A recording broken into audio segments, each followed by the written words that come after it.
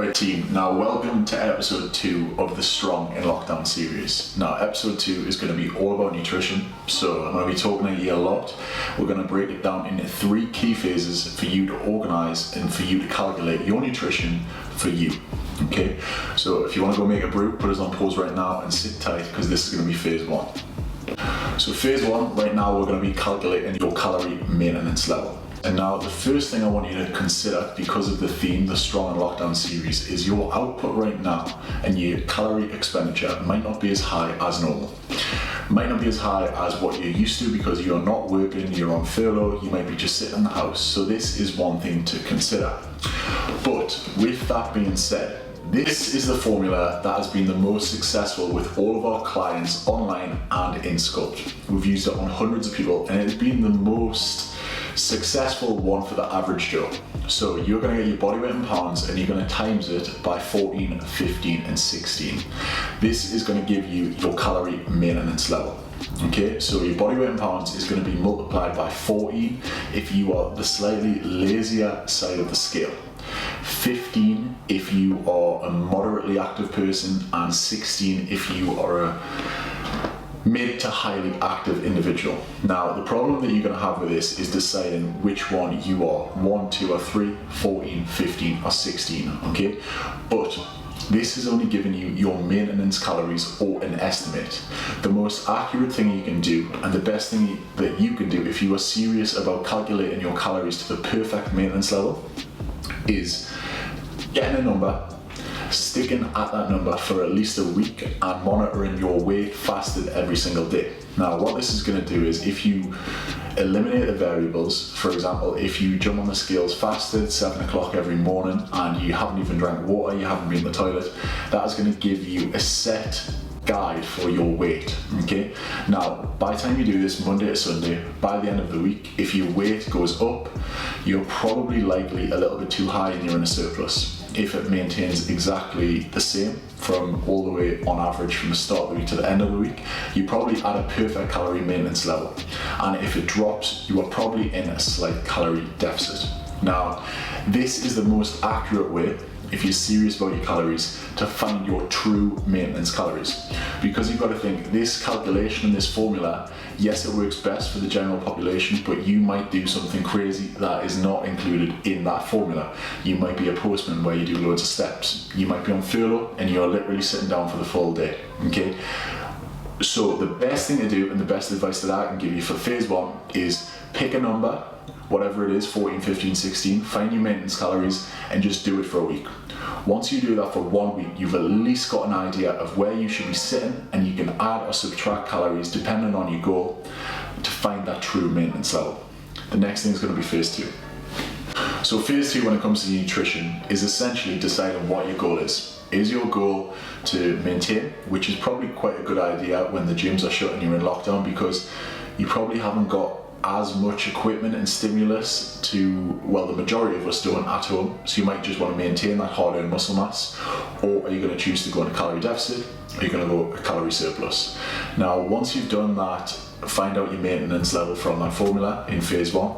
Once you've weighed yourself and tracked it and make sure it's perfectly accurate and sorted out all the problems, then you're going to choose your goal. So whether you want to be in a surplus, you're going to add anywhere from the 350 to 500 calorie range to that maintenance level, and that will be your perfect surplus. You're going to work at that for a period of time while trying to progressively overload and gain muscle. On the flip side of the coin, and I would say this is the most popular thing because most people aim for fat loss first, especially my clients, I tend to specialize in that. You're going to create a calorie deficit. So find that maintenance level, play about for a week with the scales, and phase 2, you're going to subtract 350 to 500 calories and try and find some consistency with a caloric deficit, and you will see fat loss. So that is phase 2. Now phase 3, when it comes to nutrition, is macronutrients, and all macronutrients are is essentially protein, carbs and fats. Okay, so these 3 things equate to different amounts of calories per gram. So 1 gram of protein is 4 calories, 1 gram of carbohydrates is 4 calories, and 1 gram of fat equates to 9 calories.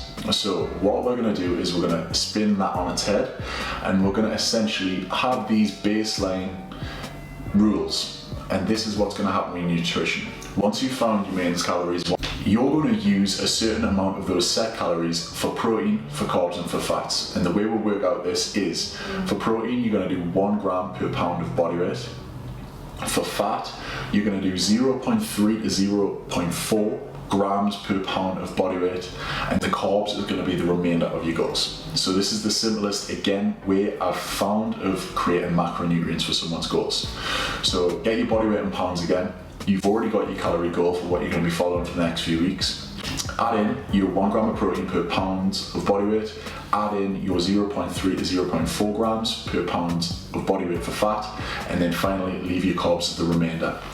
Do not stress about the carbs to fat ratio, okay? This is probably the thing that matters the least. As long as you're hitting your protein 1 gram per pound of body weight, the carbs and fats, depending on what your diet and habits are, depending on what you like to eat, depending on just personal preference and day to day, this can vary slightly. These people that preach set percentages, they're just overcomplicating stuff for a lot of people, okay? The main things are your calories pushing towards your goals, whether that be deficit or whether that be surplus, and your protein intake. Once you've got that covered, the carbs to fat ratio, you can just play about with it and change your day to day if you feel good on that.